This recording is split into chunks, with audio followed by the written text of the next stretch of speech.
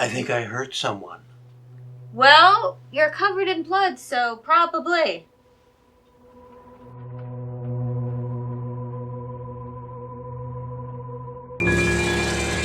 Hello! I am Robert. And I am Sabrina. And today we're going to talk about The Conjuring 3, The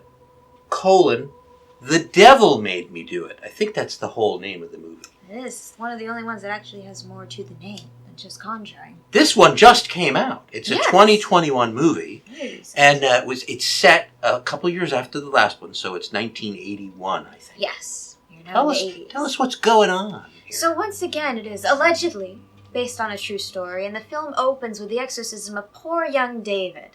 Now, the exorcism seems to be a success. David is no longer possessed, except the demon has moved into a family friend named Arnie. Now, Ed Warren witnesses this, but he has a heart attack, so he can't tell anyone. Now, that's all this in the first 10 minutes. We're just getting started. Yeah, it's a busy movie. Very busy, a lot happening. Now, Arnie tries to go on with his life, except you can't really live a normal life when you're possessed, and he ends up committing murder. Now, Murder! and he is arrested. That is when the Warrens get involved again. Mm-hmm.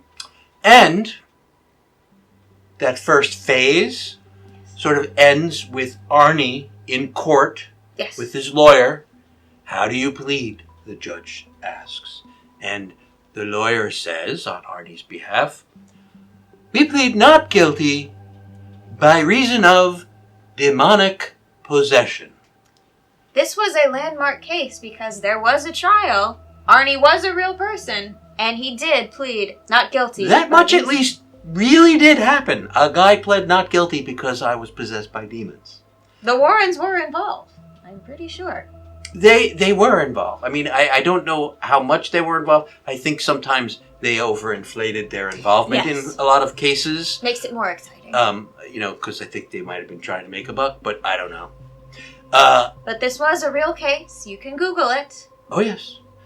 Should I spoil the real-life situation by telling everyone that the judge basically laughed at him and he went to jail for murder? Well, manslaughter. Well, I mean, the point is the judge didn't buy the demonic possession thing. Yes. But he only spent 5 years in jail. Not bad for murder. I'm just trying to think. Who would I murder if I only had to do 5 years?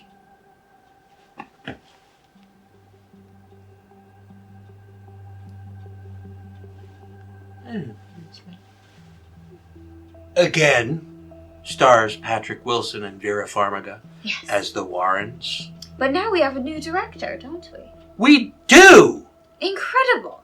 James Wan still was a writer on the project. The new director is Micheal Chaves. Or Chaves. I think it's Chaves. We'll go with that. It's more ethnic sounding if you say Chaves.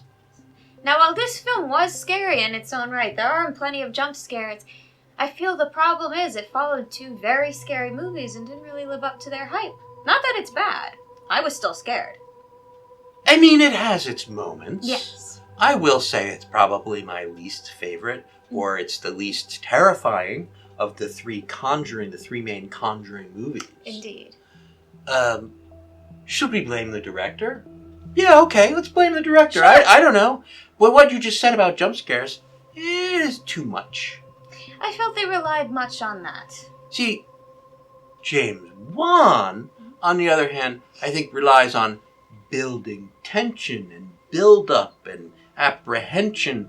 And this guy, Chaves, there's nothing wrong with jump scares. Oh, no, I love it. It's a tried and true tactic. Indeed. But it does make it yes. a different flavor of film than the first two. And what's interesting with James Wan, he likes to show you the ghosts and the spirits. Chaves does not. A lot of it's you can't really see, which does make it scary. But at some point, I want to see. They brought in a really good character actor in this one. Mm-hmm. He only appears at the end. John Noble. He's an older. I think he's playing a retired priest. Yes. And we know him from, he was on Sleepy Hollow and Lord Elementary. of the Rings. And Fringe. Yes. Yeah. Nobody liked his character in Lord of the Rings. But he's great. He's great. You weren't supposed to like him. No, he's perfect. And so he features prominently in the whole second half of the movie as the Warrens begin to uncover the mystery that is this demonic possession. And you can't quite figure, is he friend or foe? By the way, that it just now struck me that this film is a little bit more mystery solving than the first two. Yes. The first two kind of have straightforward supernatural explanations, and they're like, well, let's go exorcise that demon or whatever. And in this one, they have to find the source of the demonic power and stuff, So it's a little bit like Scooby-Doo. It's very different from the first two, because the first two are centered on the haunted house theme. This one takes them to Connecticut, to Massachusetts, all over the place. Big budget. A lot of driving. Big travel budget. Yes. I was so sad by, I know it's not real, but Patrick Wilson got a heart attack. Oh, yes. Walking with a cane. He was so feeble, and he's not feeble, really. Patrick Wilson's a big, strapping, strong fellow, but he had a weakness he had to play in this film. Similar to the other two, as this takes place in 1981, there are some historical inaccuracies that we can overlook, but there actually is a goof. First. Again, not huge, but... What was this goof? Well, this goof. There is a scene, this won't give away too much, where Lorraine, for some reason or another, crawls underneath a house. Terrible. Patrick Wilson, of course, couldn't do it, because... He had a heart attack. So... Lorraine, in her very pretty dress, has to go underneath this very dirty house. You be Lorraine, and I'll be Ed Warren. Yes. Hey, Lorraine. Hey, Ed. You gonna crawl under that and take some pictures? Yes. Will you hold my purse? I'll hold your purse right here. Thank you. Now, I am now under the house. I need to take pictures. My purse is suddenly in my hand. Here's the camera. But wait. How am I holding your purse if you still have it? Goof! Whoopsie. Oopsie. None of that happened under James Wan's No. direction. Whatever. So the actual murder that this whole movie hinges upon, it takes place 24 minutes into the film. So it's pretty early, and the rest of the movie is, the crime drama and the mystery solving, if you will. And the scene where the murder takes place is... Well, it'll give you a headache. It's odd. It's unnerving. It could easily be construed, and I think this is how the courts in reality actually construed it, as sort of a drunken, drug-filled, schizophrenic fest. There are lights flashing, loud noises, which I suppose we are meant to interpret as Arnie's possessed perspective, but you're not really sure what's going on until it's happened. You don't see it. No. But you see the aftermath. And unlike the other two, there is some blood and gore in this one. Well, there's blood. I don't know if it's too gory, but there's certainly a lot of blood on Arnie. Yes. Lines from the movie. John Noble's character, Father Kastner, says, "Would either of you care for an omelet? And I have chicken shit on my hands." That might be my favorite line from the movie. I think so. Because I actually have chicken shit on my hands right now. Then I don't want an omelet if you made it.